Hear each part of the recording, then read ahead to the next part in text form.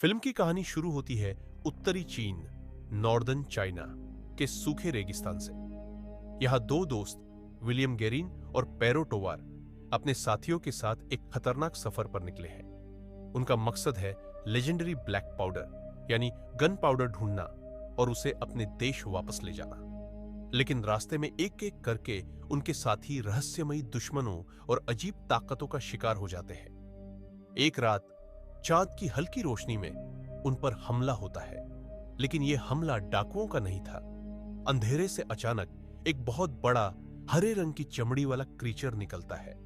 वो घोड़े से भी तेज दौड़ता है और इतना ताकतवर था कि किसी भी जानवर जैसा नहीं लगता था। अफरा तफरी मच जाती है, घोड़े बेकाबू हो जाते हैं, लोग चिल्लाने लगते हैं। विलियम अपनी पूरी ताकत से लड़ता है।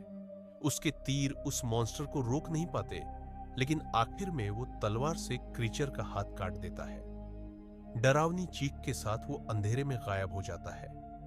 थोड़ी देर बाद विलियम और टोवार पकड़े जाते हैं नेमलेस ऑर्डर नाम की खास चाइनीज आर्मी के हाथों। ये army great wall of China पर तैनात है। वहां उन्हें पता चलता है कि ये दीवार इंसानों से नहीं, बल्कि और भी खतरनाक दुश्मनों को रोकने के लिए बनाई गई थी। ज्यादा देर नहीं होती कि युद्ध के नगाड़े बजने लगते हैं और धरती कांपने लगती है। सामने आता है असली खतरा, ताओ तेई नाम के डरावने मॉन्स्टर्स, जो हर 60 साल बाद इंसानों पर हमला करते हैं। रेगिस्तान में जो क्रीचर विलियम ने देखा था, वो तो बस एक स्काउट था।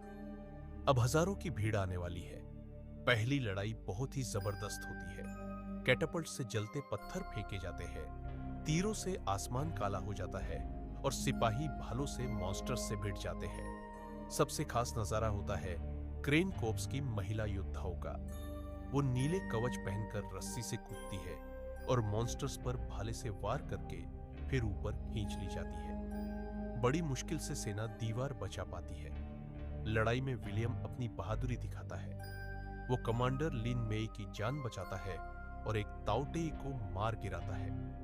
उसकी ब्रेवरी देखकर चीनी जनरल्स उसे जिंदा रखते हैं। लेकिन धीरे धीरे हालात और बिगड़ते हैं। ताओ तेई नई चालें अपनाने लगते हैं और दीवार तोड़ देते हैं। टोवार लालच में गन पाउडर चुराने की सोचता है, जबकि विलियम समझ जाता है कि ये लड़ाई सिर्फ सर्वाइवल की नहीं है, बल्कि इंसानियत को बचाने की है। फिर सेना एक ताओटेई को जिंदा पकड़ लेती है। स्ट्रैटेजिस्ट वांग बताता है कि पूरी आर्मी उनकी क्वीन के कंट्रोल में है। अगर क्वीन मर जाए तो सारी क्रीचर्स खत्म हो जाएंगी। लेकिन टॉयटी सुरंग बनाकर चीन के अंदर तक पहुंच जाते हैं और राजधानी को घेर लेते हैं। अब विलियम फैसला करता है कि वो भागेगा नहीं। वो कमांडर लिन और वांग के साथ हॉट एयर बलून्स में बैठकर राजधानी पहुंचता है। वहां चारों तरफ ताओतेई फैले होते हैं। क्लाइमेक्स में विलियम और लिन क्वीन पर हमला करने की कोशिश करते हैं। एक्सप्लोसिव एरोस काम नहीं आते क्योंकि क्रीचर्स अपनी क्वीन को ढाल बना लेते हैं। आखिरकार विलियम ध्यान भटकाता है और लिन एक हार्पून से क्वीन को सीधा वार करती है। धमाके से क्वीन मर जाती है और पूरी टाउटे आर्मी तुरंत ढह जाती है। युद्ध जीत लिया जाता है, लेकिन बड़ी कुर्बानी देकर। विलियम को मौका दिया जाता है कि वो वापस अपने देश चला जाए, लेकिन वो फैसला करता है यहीं रहने का। अब उसे अपनी जिंदगी का असली मकसद मिल चुका होता है। ग्रेट वॉल अब सिर्फ एक दीवार नहीं, बल्कि इंसानियत की हिम्मत और बलिदान का प्रतीक बन चुकी थी।